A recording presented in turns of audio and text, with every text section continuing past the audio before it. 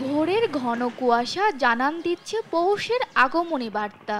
হিমশীতল বাতাস যেন শীতের তীব্রতা কয়েক গুণ বাড়িয়ে দিচ্ছে। দেশের দক্ষিণ পশ্চিমের জেলা চুয়াডাঙ্গা। রোববার এ জেলায় সর্বনিম্ন তাপমাত্রা রেকর্ড করা হয় ৯.৩ ডিগ্রি সেলসিয়াস। শীতের সকালে চায়ের স্টলে দেখা যায় আমজনতার ভিড়। এক কাপ চায়ের চুমুকই যেন উষ্ণতা ছড়ায়। আবার কাগজ পুড়িয়েও ওম নিচ্ছে অনেকেই। শীতের আনন্দ উপভোগ না করেই জীবিকার তাগিদে বেরিয়ে পড়েছেন আবার কেউ কেউ। খুব সমস্যা আমাদের এই দেখেন, কাজ করতে মন বলছে না, সব আগুন তাপাচ্ছি এখানে।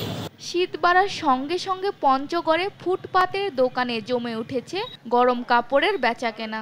এ জেলায় তেঁতুলিয়ায় আজ সকাল ৯টায় সর্বনিম্ন তাপমাত্রা রেকর্ড করা হয় ৩ ডিগ্রি সেলসিয়াস।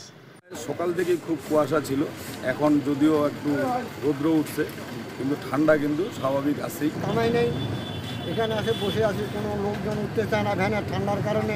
এদিকে ঘন কুয়াশায় আচ্ছন্ন নওগাঁ। তাপমাত্রা রেকর্ড করা হয়েছে ১০.৫ ডিগ্রি সেলসিয়াস। খুব প্রয়োজন না হলে ঘরের বাইরে বের হচ্ছেন না সাধারণ মানুষ, অপেক্ষা করছেন রোদ উঠার। অনেকে আবার জীবিকার তাগিদে তীব্র ঠান্ডা উপেক্ষা করে বের হয়েছেন। প্রচুর পরিমাণ ঠান্ডা, আর কুয়াশায় কোনো কিছু দেখা যাচ্ছে না, গাড়ির হেলমেট দিয়ে কোনো কিছু দেখা যাচ্ছে না, গাড়ি চালাতে পারছি না, লোকজন শহরে আসছে না শীতের কারণে।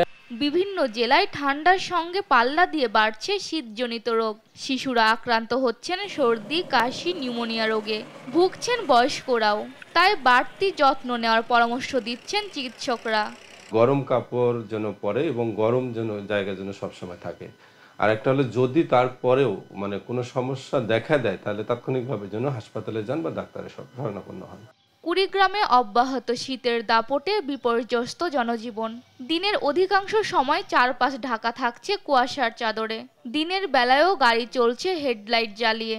গরম কাপড় পরেই মাঠে কাজ করছেন কৃষকরা। শীত খেটে খাওয়া মানুষের ভোগান্তি বাড়িয়েছে দ্বিগুণ। আনাজ তরকারি আবাদ করি, মনে করেন বেগুন দিয়ে মনে করেন যে শীতের মধ্যে তোলা লাগে। আগামী কয়েকদিনে শীতের তীব্রতা আরও বাড়ার পূর্বাভাস দিয়েছে আবহাওয়া অফিস। সালমা জাহান, নিউজ ডেস্ক, দেশ টিভি।